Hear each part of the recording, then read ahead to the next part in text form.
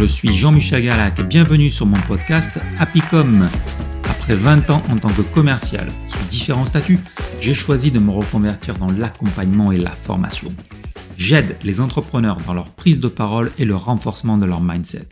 Dans ce podcast, seul ou avec mes invités, je vous partage trucs, astuces, conseils et stratégies pour devenir une meilleure version de vous-même. Installez-vous confortablement et c'est parti. Dans cette 16e interview, vous allez découvrir Xavier Di Malta. Xavier est comme mon précédent invité, Pascal Aumont, un slasher car il est gérant de la plus vieille salle de musculation Béziers, JBM, et il est aussi musicien, notamment au sein de son groupe French Sauce, que je vous recommande fortement si vous aimez le rock, le bon rock, le blues. Vous allez entendre un homme avec plein de projets, qui sait où il va et qui fait tout ce qu'il faut pour pouvoir traverser les tempêtes. Une interview avec plein d'enseignements et d'anecdotes. Et à la fin, vous en saurez plus sur quoi? Sur la musculation, le rock, les slashers, ZZ Top, Schwarzy et Sly. Allez, je vous en dis pas plus. Je laisse de suite la parole à Xavier. Bonjour Xavier et bienvenue dans mon podcast. Tout d'abord, merci d'avoir accepté mon invitation. Avec plaisir Jean-Michel, salut. Et puis c'est parti pour cette interview alors. C'est parti. Allez, on commence par la question classique. Est-ce que tu peux te présenter pour nos auditeurs s'il te plaît? Bien sûr. Alors moi je suis Xavier Di Malta, voilà, j'ai 39 ans. Je suis gérant d'entreprise, notamment d'une salle de sport sur Béziers. Et je suis aussi donc en deuxième profession musicien dans plusieurs formations musicales dans le rock. Voilà. Ok, on va commencer par le sport. J'aimerais savoir à quel âge tu t'es mis à la musculation. Alors, officiellement, l'âge officiel, c'est 15 ans. Voilà, 15 ans.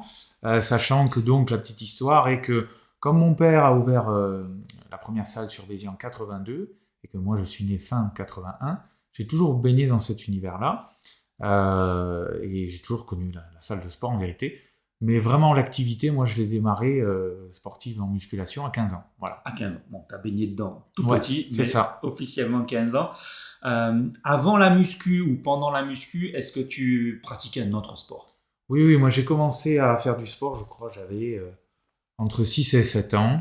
Ça a commencé avec les arts martiaux et le karaté de nombreuses années. Puis du taekwondo, puis beaucoup de basket, du tennis.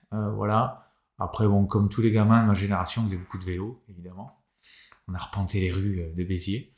Voilà, on va dire les sports principaux, c'était ça. Et puis après, en parallèle, oui, quand j'ai fait la musculation, j'ai gardé le taekwondo aussi pendant un moment. Et puis voilà, quoi. Ouais, j'ai fait d'autres sports, bien sûr. D'accord, donc varié, notamment les arts martiaux. Tiens, qu'est-ce qui t'a plu dans les arts martiaux, donc karaté, donc japonais, après t'es passé chez les Coréens. Qu'est-ce qui t'a plu? Les arts martiaux, c'est tout un monde. Comme on dit, le mot à la mode, c'est un univers. Et en fait, ce qui est très intéressant, c'est déjà les multifacettes de ce sport. On peut aborder les arts martiaux de différentes facettes, avec la technique, le combat. Il y a aussi la discipline mentale, voilà, tous ensemble à faire des mouvements, à exécuter. Ça, c'est tout ce qui m'a plu. Le fait de travailler son corps différemment. On travaille la souplesse, on travaille l'endurance, on travaille l'explosivité. Donc ça, c'est sûr que quand on fait les arts martiaux, on rentre dans quelque chose, c'est vraiment quelque chose qui te prend aux tripes, quoi. Tu te prends au jeu, c'est très passionnant. Je te rejoins parce que moi aussi j'en ai pratiqué et c'est vrai qu'on retrouve, comme tu dis, un ensemble vraiment complet. Il y a aussi un système de philosophie derrière qu'on va avoir. Puis on rencontre des personnes qui sont dans le même état d'esprit, avec qui on sue ensemble. Et surtout quand on va faire du taekwondo à Béziers, là, au club de chez Maître Lee. Alors là, c'est quand même quelque chose. Voilà. Ok, mais merci à toi. Et donc, qu'est-ce qui t'a attiré après dans la musculation? Bon, je suppose que le fait que papa soit là-dedans, ça y a fait, mais pourquoi tu n'as jamais arrêté en fin de compte après? Alors, le truc, c'est que sur les 4 enfants de mon père, je suis le seul à avoir gardé le contact. J'en ai fait mon métier aussi. Donc, c'est pas forcément d'y avoir baigné dedans. Ça aurait pu faire l'effet inverse et me dégoûter, par exemple. Moi, ça m'a plu pour diverses raisons. Il y a le côté sportif, parce que ça aide à se développer. Donc moi, je suis grand, je suis quelqu'un de grand. Donc, il faut remplir la carcasse, comme on dit, surtout quand on est adolescent. Donc, ça aide. Et puis, il y a quand même cette rigueur, quoi. On est dans un sport qui demande beaucoup de rigueur, puisqu'on travaille toutes les parties du corps, donc toute la semaine, chaque semaine. Donc ça, c'est quelque chose que j'aime bien, ce côté où il faut persévérer, où on va vraiment accompagner son corps dans la vie de tous les jours avec cette pratique sportive. C'est un sport qui t'accompagne à tout âge, en fait. Donc ça, c'est quelque chose qui me plaît. Et puis après, pour le côté hors sportif, c'est voilà, de l'ambiance de la salle, voir les copains, et puis voilà, faire des rencontres tout le temps. Ça, c'est super chouette. Donc ça, c'est pour le côté, on va dire, sportif, non gérant de salle. Et après, le fait d'en avoir fait mon métier, là, ça fait partie du job. Donc, il faut être représentatif le plus possible. Évidemment, avec des hauts et des bas, on est comme tout le monde. Mais évidemment que on a un devoir de continuer à pratiquer lorsque l'on devient gérant d'une salle de sport, qu'on tient une salle et qu'on y est 10 heures par jour. C'est normal. Oui, voilà. Effectivement, comme tu vends le produit, il vaut mieux que tu le représentes. Il vaut mieux le représenter un minimum. Oui, un minimum. Voilà. Justement, tu vois, une idée me vient en tête. Je pense qu'il y a une différence peut-être à faire entre musculation et bodybuilding, parce que peut-être que les gens mélangent un peu les deux. Ouais, je pense que tu as raison. Cette mauvaise image un peu, peut-être. Moi, j'ai toujours différencié les deux, en effet, quand j'en parle aux jeunes notamment, ou aux parents de jeunes qui viennent. Oui, le bodybuilding, pour moi, c'est, on va dire, le terme bodybuilding, même si c'est le terme américain, mais ça veut dire musculation. Bodybuilding, moi, je le compare, oui, à ceux qui font la compétition, la scène, voilà, les mecs qui se surdéveloppent et qui sont sur les podiums. La musculation, oui, c'est plus, on va dire, entre guillemets, pour le commun des mortels, Ouais. voilà, des gens comme nous, où là, oui, la musculation, comme pour les arts martiaux, je disais tout à l'heure, la musculation, on peut l'aborder de différentes façons. C'est pas simplement réduit à je vais développer mes pectoraux, avoir des abdos et des gros bras. Voilà. Ça peut l'être pour une certaine catégorie de clients, et voilà. Mais non, c'est multiple. Je veux dire, ça peut accompagner des gens qui ont des problèmes de santé, voilà, des pathologies dorsales, ou alors au niveau des épaules, des genoux. Voilà, on peut accompagner des personnes, par exemple. Ça peut être aussi dans un développement, comme j'ai dit tout à l'heure, de poids corporel. Les gens qui ont des difficultés à prendre du poids. Inversement, des personnes qui veulent s'amincir. Donc, on est vraiment dans quelque chose qui... on peut faire beaucoup de choses avec la muscu, quoi. C'est pas réducteur de dire on veut tous développer 130 kilos sous une barre et aller sur la plage torse nu. Je veux dire, ça va de là jusqu'à ce que je viens de dire tout à l'heure. Voilà. Et c'est vrai, voilà, en tant que sportif, la musculation est un véritable complément, peu importe le sport que tu vas pratiquer. Carrément, oui. Puisque tu es capable d'aller adapter le programme en fonction du sport, en fonction. Voilà, si tu veux développer de la puissance en rugby ou si, comme moi, tu fais de l'escalade, le programme sera sûrement pas le même.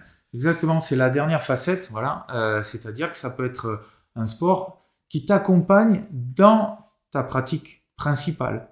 Le tennisman, le rugbyman, le footballeur, son sport principal, c'est ça.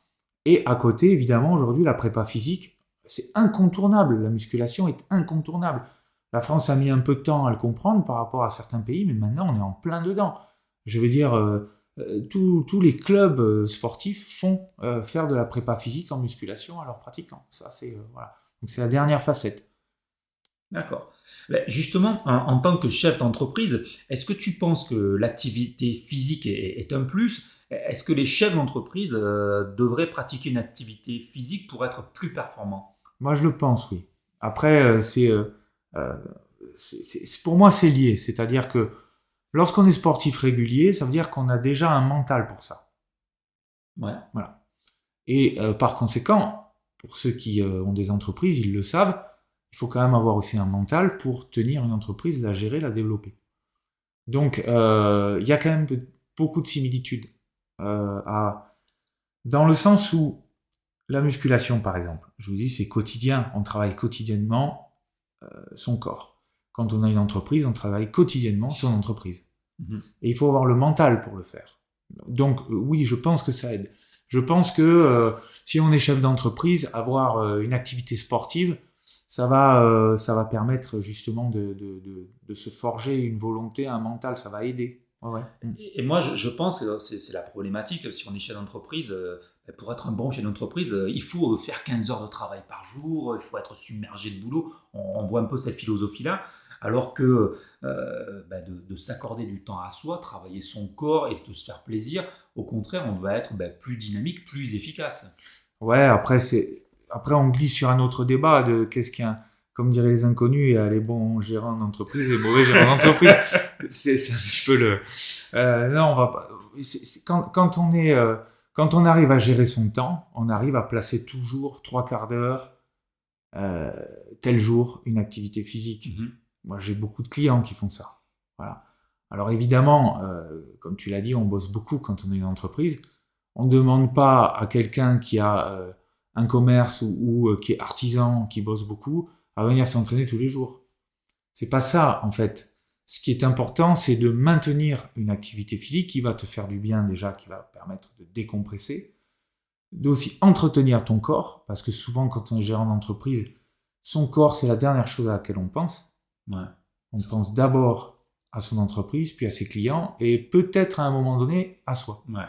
Donc, lorsqu'on arrive à avoir une rigueur, on cale dans son emploi du temps, 1-2 fois par semaine au moins une activité physique, la musculation par exemple, sans vouloir faire de pub, on va pouvoir prendre soin de soi, se poser, et puis se servir de cette séance comme une soupape. Donc moi je pense que c'est essentiel. Ouais. Ouais.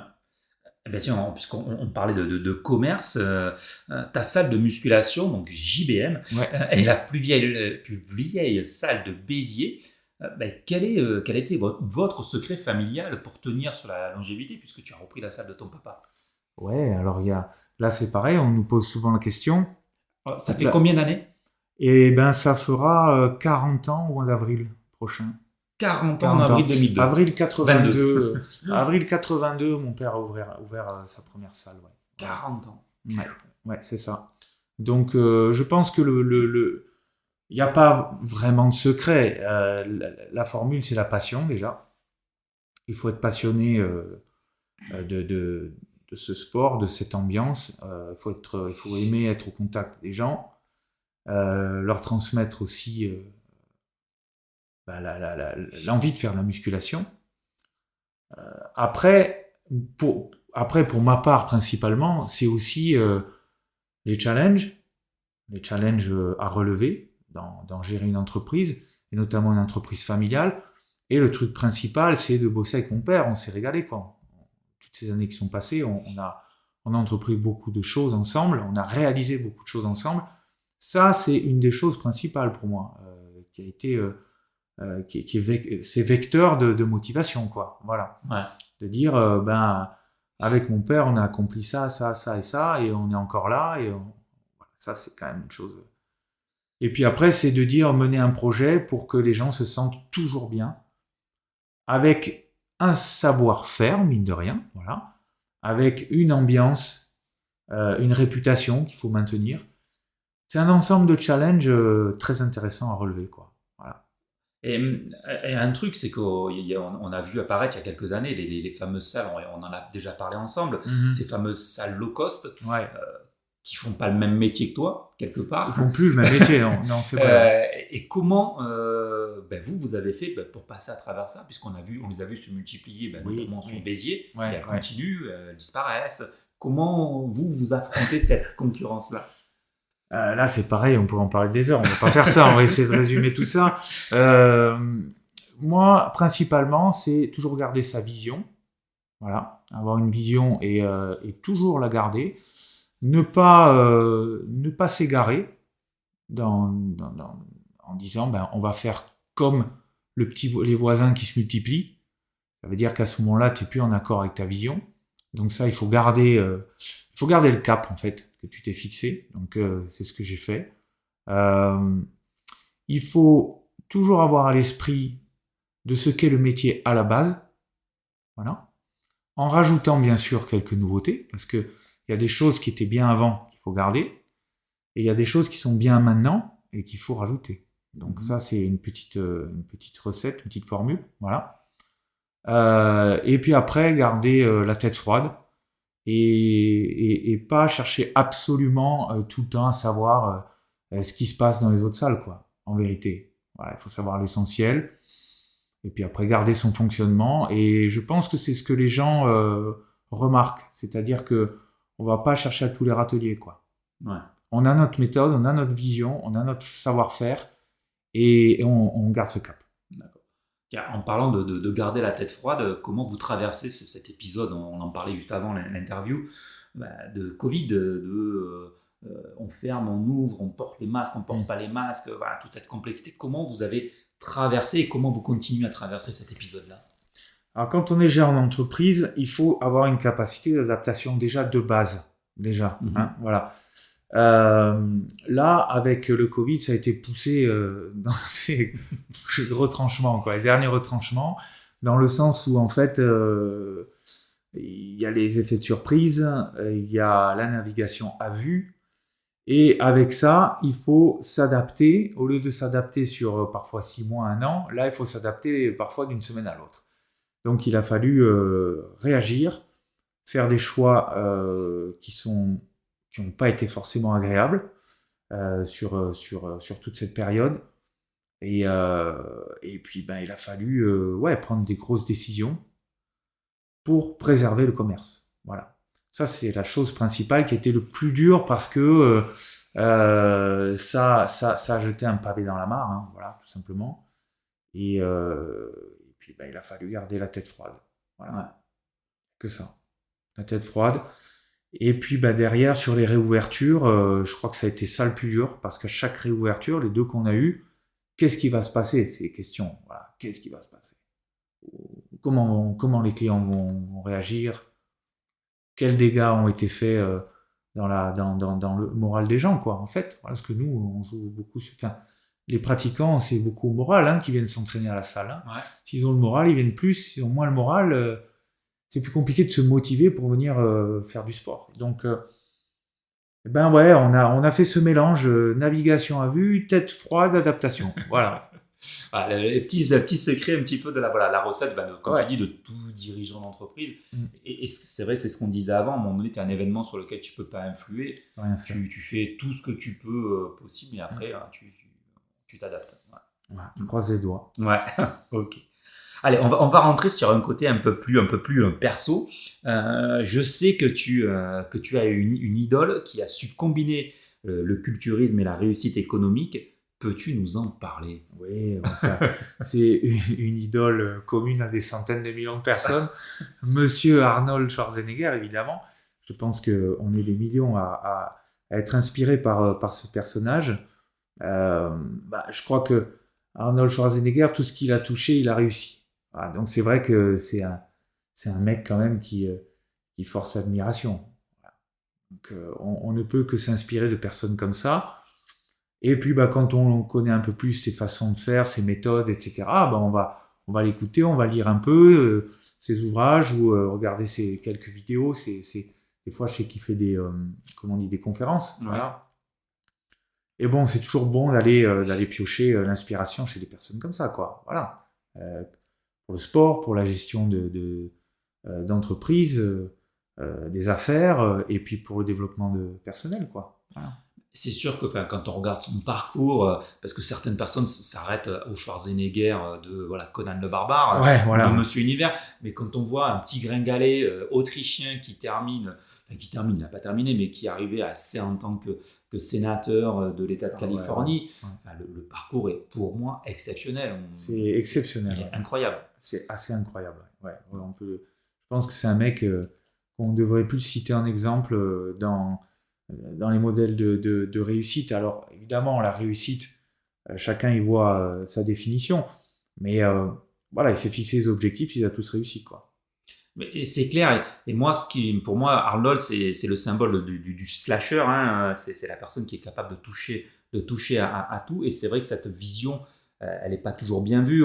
Lui, il a été champion de bodybuilding, star de ciné, chef d'entreprise, homme politique. Et ça choque personne aux États-Unis.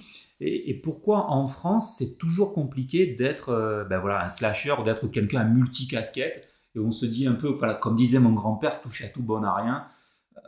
Je sais pas si vraiment aujourd'hui c'est encore le même raisonnement. Moi je pense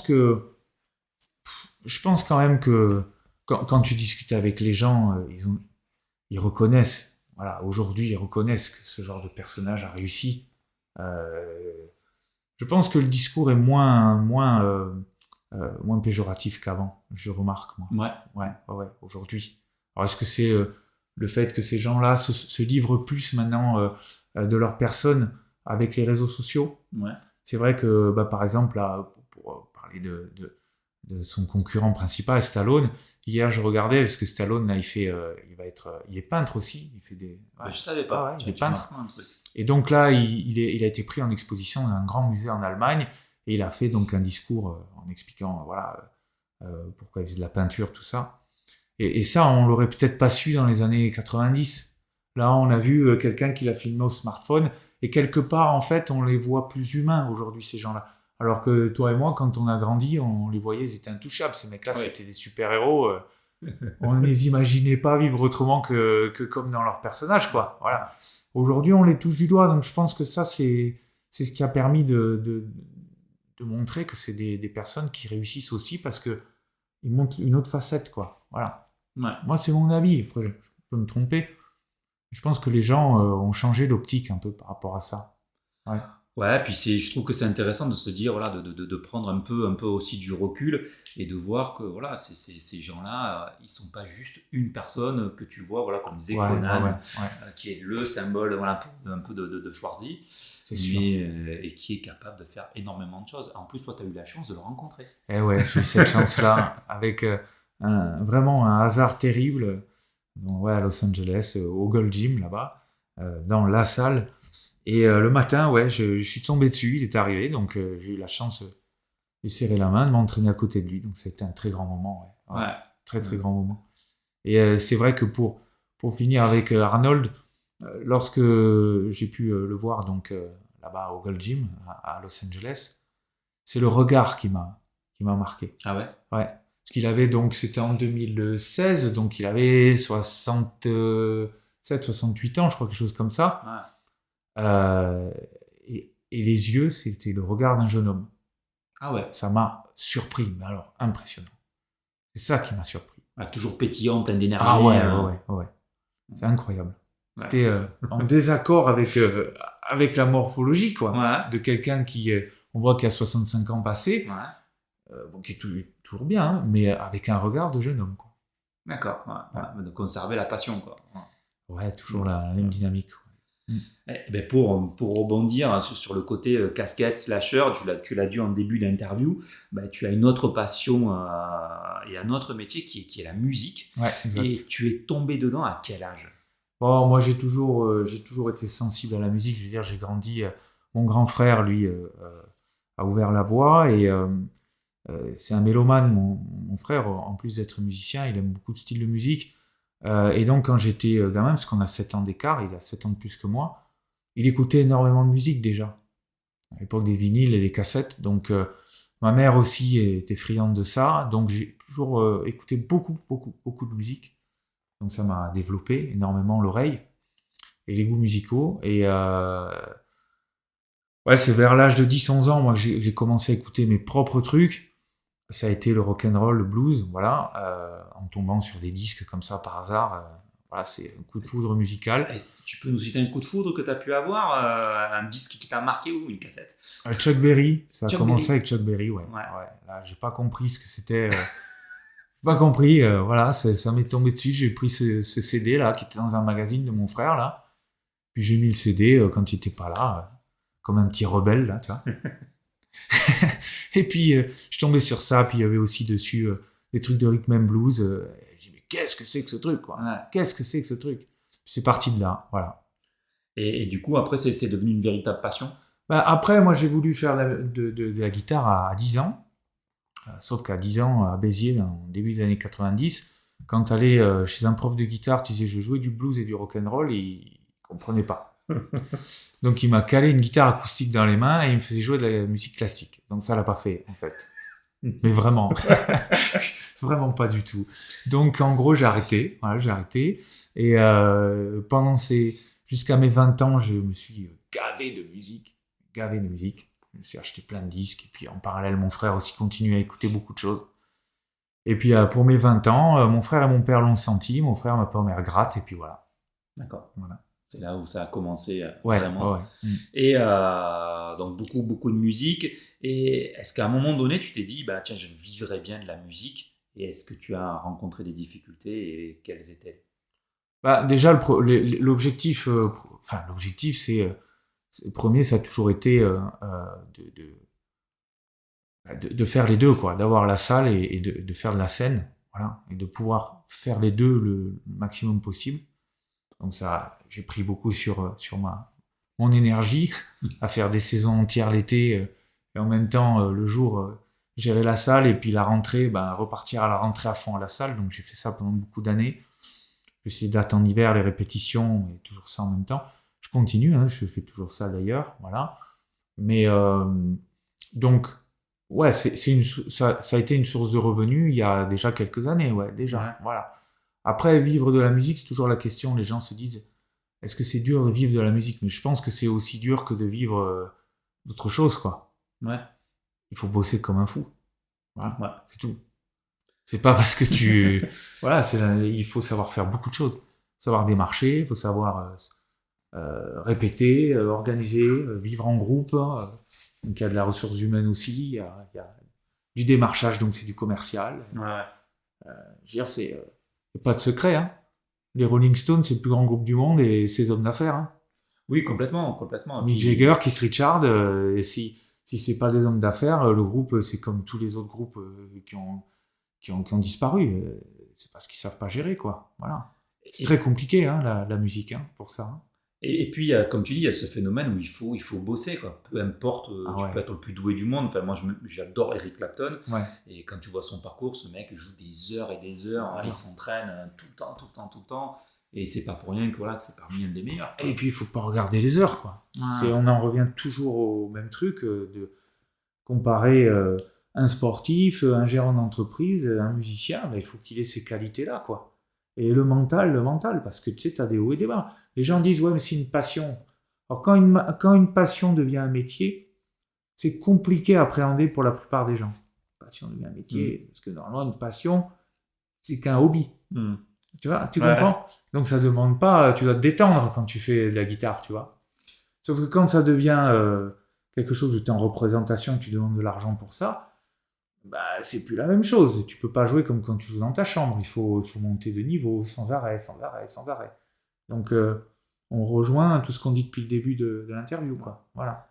Toujours, voilà, se perfectionner, évoluer. D'ailleurs, aujourd'hui, tu me reçois dans ton studio et qui a beaucoup évolué depuis la première fois où j'étais venu. Exact. Est-ce que tu as des projets en cours, du coup, musicaux? Oui, toujours, bien sûr. Ouais. Là, pour tout dire, voilà, j'ai mon groupe de compo, la French Sauce, donc on passe à 5 musiciens maintenant. Donc, j'ai rentré le clavier, qui est mon frère, Olivier, une chanteuse qui va aussi prendre beaucoup de chants en lead maintenant.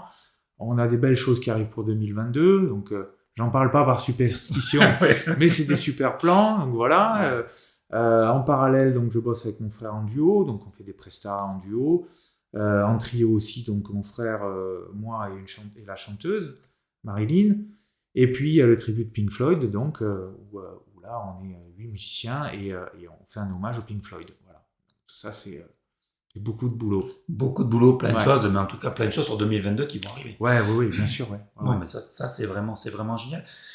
Du coup, que t'apporte la musique et qu'est-ce que ça fait d'être sur scène, voilà, bien, parce que on voit plein de choses, des reportages, mais voilà, toi t'en fais, donc voilà, que t'apporte la musique, qu'est-ce que ça te fait après quand t'es sur scène?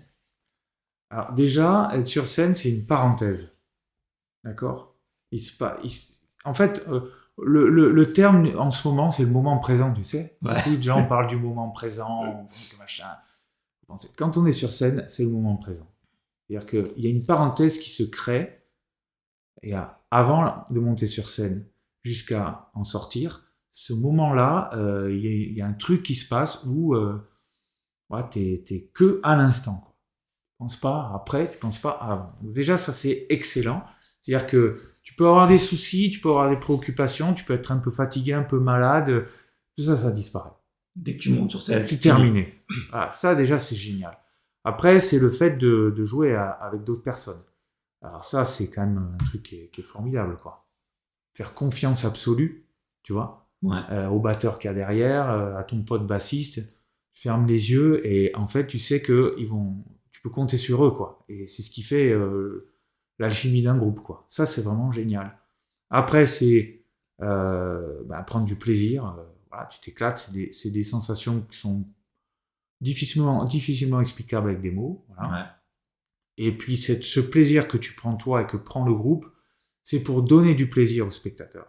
Parce que souvent, une hypocrisie, hein, les gens disent pour donner du plaisir aux gens en premier. C'est pas vrai. Il faut se donner, nous, du plaisir pour qu'on puisse en donner aux gens. C'est prioritaire que les musiciens prennent leur panard pour qu'on puisse nous donner du plaisir au public. D'accord, donc le premier truc, voilà, il faut t'éclater pour que si tu t'éclates toi, tu vas éclater le public, c'est ça? On fait de la musique en groupe pour s'éclater en groupe, tu vois, et pour que les gens nous voient nous éclater et pour qu'on leur donne ce plaisir-là. On leur partage ce plaisir-là, tu vois. Voilà. C'est ça, en fait, que j'aime dans tout ça. Ouais. Okay. Et puis après, il y a un truc aussi, en tant que guitariste principalement, voilà, je suis chanteur par défaut, mais je suis surtout guitariste. C'est un petit peu... on s'exprime, on parle. On parle. Voilà, on essaie de faire passer des choses. Voilà. Ok. Ben justement, est-ce que tu peux nous parler un peu de ton groupe, French Sauce? Ouais. Bon, moi je connais, mais pour nos auditeurs, c'est quoi votre style et pourquoi ce nom? Alors le style, ça tourne autour du rock blues, hein, voilà, très simplement. On met quelques touches de rock progressif là depuis que mon frère est arrivé au clavier. On s'éclate bien à faire des trucs comme ça. Et puis French Sauce, ça m'est venu comme ça. En vérité, j'ai composé un morceau que j'ai appelé French Sauce. Et j'ai trouvé ça cool. Voilà, on est français et on fait notre sauce. D'accord, tout simplement. Voilà, tout simplement. Voilà, tout simplement. Voilà. Un peu comme si on était des artisans, des cuisiniers. Voilà, comme je fais. À un moment, c'était dans ma chambre, puis après dans mon studio. Donc, je fais ma petite tambouille. Ouais, d'accord. Voilà. Français, French Sauce, tout simplement. Ok, donc tu nous as parlé du style, et bien justement, je vais rebondir sur le style, puisqu'en musique, tu as aussi une idole que tu as eu aussi la chance de rencontrer. À deux reprises. À deux reprises en plus. Est-ce que tu peux en parler à nos auditeurs de cette idole qu'on a en commun d'ailleurs, que j'adore moi aussi? Monsieur Billy Gibbons, que les gens connaissent de ZZ Top, le guitariste-chanteur de ZZ Top, évidemment. C'est un type... que je trouve extraordinaire aussi.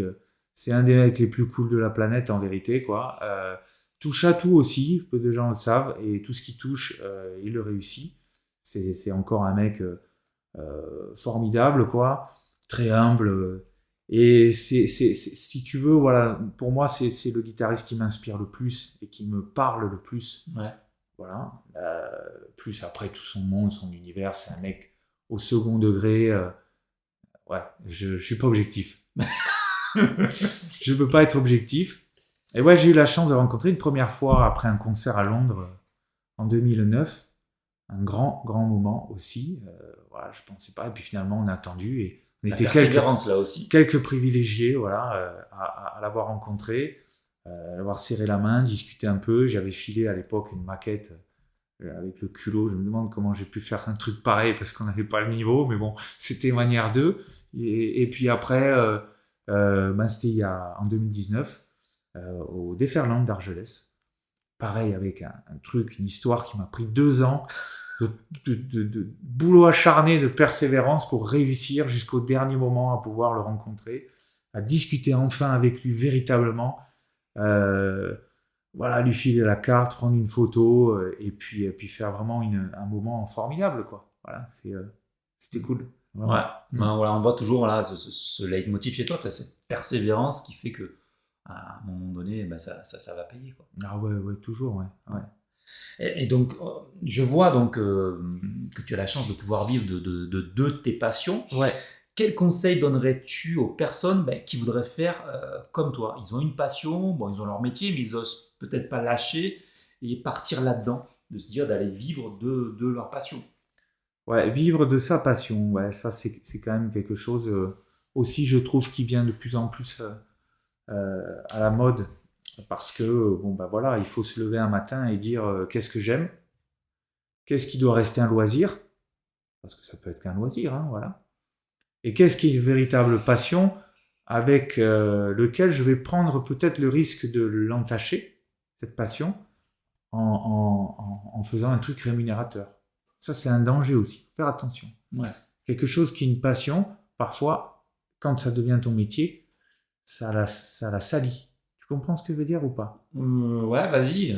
Ça peut dégoûter un peu dans le sens où, je vais pas parler de musique. Allez, si, puisque quand même, on va dire, t'aimes bien être musicien. Tu vois. Ouais. T'aimes bien répéter le week-end avec tes potes, puis t'aimes bien aller sur scène, etc. Mais est-ce que tu es prêt tous les jours à te lever et en faire ton métier? Ouais. C'est-à-dire aller te confronter à ce que je t'ai dit tout à l'heure, mélanger la passion et le business. Ah oui, d'accord, voilà, je suis plus le musicien, il faut que j'ai ma casquette de commercial, exactement. C'est ça ce que tu dis, voilà. Et il y a beaucoup de musiciens qui ont du mal avec ça. Ils ont du mal à mélanger les deux. Pour qui la musique, c'est que la musique. Et parler d'argent, parler, voilà, un artiste, machin. Et donc ça peut, si tu veux, parfois venir... ça écorne un petit peu ton côté passion, quoi. Ouais, je comprends. Tu vois? Ouais, je comprends. Ça, c'est un danger. Il faut vraiment, vraiment se lever et dire non, je veux que ce soit mon métier. Ouais, mais c'est vrai que... Métier, passion. Ouais. C'est subtil, hein. Métier, passion. Comme je le répète, dans la tête des gens, un métier, c'est travailler, je sais pas moi, travailler, voilà, être en salarié, machin. Et une passion, c'est un hobby. Ouais. Quand tu mélanges les deux, il faut pas que ça vienne manger ta passion, justement. Tu vois. Oui, c'est un danger. Ouais, c'est un danger. Il faut vraiment que ce soit clair dans ta tête. Quoi. Non, mais c'est vrai que voilà, le fait de dire ce mot que tu as employé, voilà, de salir quelque part, hein, c'est fort, mais tu as pas tort. Parce qu'à un moment donné, c'est vrai que quand il y a des gens qui se reconvertissent, ils idéalisent un peu leur passion. Et à un moment donné, il va falloir rajouter ta casquette et il faut aller te vendre. Et c'est mal, hein, pour certains, d'aller se vendre. Donc, on en revient à la formule, il faut aimer son métier. Ouais. Si tu es musicien de carrière, il faut dire c'est mon métier. Ouais. Donc, je suis passionné par mon métier. Enfin, c'est ma vision des choses. Hein. Je suis passionné d'abord de musique et de guitare et tout ça. Ouais. Mais du coup, je suis passionné aussi de mon métier, parce que ça l'est devenu. Ouais. Donc, c'est ça qu'il faut voir aussi. Voilà. Et donc, quelqu'un qui veut travailler de sa passion, il faut vraiment qu'il soit conscient de ça. Voilà. Après, s'il est conscient de ça, qu'il est prêt à dire c'est mon métier, il va s'éclater, quoi. Voilà. Ouais. Il va s'éclater. Et donc, par conséquent, ça sera moins pénible que d'aller pointer peut-être en usine. Voilà. Ouais, donc voilà, si on veut vivre de sa passion, mais il faut quand même être prêt à devenir un chef d'entreprise avec les multicasquettes que ça a. Parce qu'il y a de la ressource humaine, à partir du moment où tu joues avec au moins une personne de plus, un duo, tu travailles en équipe. Mm-hmm. Donc, ça en revient même que d'avoir un collègue de boulot dans un rayon à Auchan. Ouais. Pareil, c'est exactement la même chose. Voilà. Et il y a des gens qui travaillent au Auchan, ils sont passionnés d'être chef de rayon, tu vois. Parce que c'est leur métier. Oui, bah après, comme tu dis, peu importe, tu peux être passionné par un métier qui n'est pas une passion. Oui. Hein. Mais bien sûr. Des passionnés, je veux dire, être passionné de son travail, c'est formidable. Voilà. Bah, c'est ce qu'il faut, c'est ce qui te permet de te lever le matin aussi. Exactement. Voilà. C'est juste pour aller gagner 3 sous. Voilà. Donc voilà, ouais. Ok. Allez, pour terminer, tu es un homme avec plein de projets. Sur 2022, est-ce que tu peux un peu nous en parler? La salle, la musique et rock and sport. Ouais. Alors la salle, ça va être une année charnière pour les 40 ans, comme quoi il n'y a pas de hasard. Voilà, puisqu'on est maintenant, il y a Michael qui travaille à la salle JBM, qui va prendre de plus en plus les devants. Hein, voilà. Mon père, lui, va avec l'âge qui avance, il veut rester là, tu vois, pour regarder un petit peu. Moi, je vais essayer de bouger le curseur de la musique un peu plus, voilà, tout en restant à la salle, un petit peu moins, mais j'y serai. Et c'est Michael qui va passer un peu plus devant à partir de janvier-février. Donc ça va être un super challenge parce qu'il va amener de nouvelles choses. On va créer une synergie, ça va être super cool. Ouais. Lui, il va amener sa vision aussi, donc on va un petit peu mélanger notre vision et la sienne, qui est super, hein, voilà, parce que nous on est très contents de travailler avec lui. Donc pour la salle, c'est des nouveaux challenges qui sont en train de se passer, qu'on a hâte de présenter aux clients. Pour la musique, voilà, beaucoup de dates qui arrivent. Et puis pour l'émission qu'on a créée avec mon pote Rémi, Rock'n'Sport Boulevard, on espère pouvoir faire un second numéro dans, on va dire, le premier trimestre. Voilà, parce que comme il va être papa, lui, il est un peu, en ce moment, il est un peu... Ça prend un peu de boulot. Ouais, voilà, c'est ça. Voilà. Donc on a une fin d'année un peu chargée tous les deux. On a été obligé de mettre de côté ce beau projet. Mais pour 2022, on va essayer de faire un autre numéro. Je pense que ce sera sur le thème du baseball. Ouais. D'accord. Voilà. Ouais. Belle équipe bitéroise. C'est justement la championne de France. Donc on va aller s'orienter sur le baseball. Voilà. Génial. Allez, pour terminer l'interview, j'ai toujours quelques questions identiques que je pose à tous mes invités. Toi, il y en aurait une particulière quand même. Du coup, est-ce que tu as un livre préféré ou ton livre du moment, quelque chose qui a pu t'inspirer peut-être? Je fais de la musculation, je lis pas beaucoup. Ah bon? Ah, c'est ça, oui, c'est les fameux mecs pleins de muscles avec un petit cerveau. On lit que des BD. Sans des bouquins, en vérité, des bouquins, je peux pas t'en citer. Je lis beaucoup de choses, mais pas des bouquins. C'est une erreur de ma part. Par contre, je lis beaucoup de choses tous les jours. Des articles, des choses, voilà. Mais pas de bouquins. Donc, non, je ne peux pas te citer un bouquin. C'est pas possible. C'est pas possible. Non. Allez, du coup, un truc plus facile. Un album préféré? Oh, mais c'est même pas... C'est trop difficile comme question. Mais c'est impossible. Préféré, c'est pas possible, on va dire. Un truc qui ressort, ou celui du moment qui te vient à l'esprit. Du moment, je dirais le dernier album de Billy Gibbons. C'est vraiment pas original, quoi. Tu vois. Ouais. Allez, un truc peut-être difficile. Chez ZZ Top, c'est quoi ton album? Il y en a beaucoup, mais un truc... après, c'est compliqué parce que le style peut être vraiment différent. Mais... Ouais, chaque album est différent. Ouais. Un qui m'éclate toujours et vraiment où je les trouve au top, c'est Rhythm de 96. D'accord. J'adore cet album. D'accord. Ouais. Je l'écoute très, très régulièrement. Ouais. Ok. Celui-là. Ouais. Oh, j'ai des questions super compliquées en fin de compte. C'est pas facile de dire un album préféré, un album de chevet. Ouais. Des fois, j'entends des interviews, les mecs ils disent, je sais pas comment ils font. Moi, je pourrais pas, je peux pas. Je peux t'en citer plein, mais un seul préféré, pour moi, c'est pas... Ça va sortir comme ça, mais... Et prépare-toi parce que tu as un enfant, et leur question, c'est ça. C'est quoi ton truc préféré? D'accord. Là, c'est quoi ton musicien préféré, ton livre préféré, ton machin? Ils ont toujours un truc préféré. Bon, j'ai quelques mois pour... Voilà, c'est ça, prépare-toi. J'ai gambergé. C'est quoi tes valeurs? Les valeurs. Persévérance. Toujours rester passionné. Ouais. Persévérance, passion. Le travail.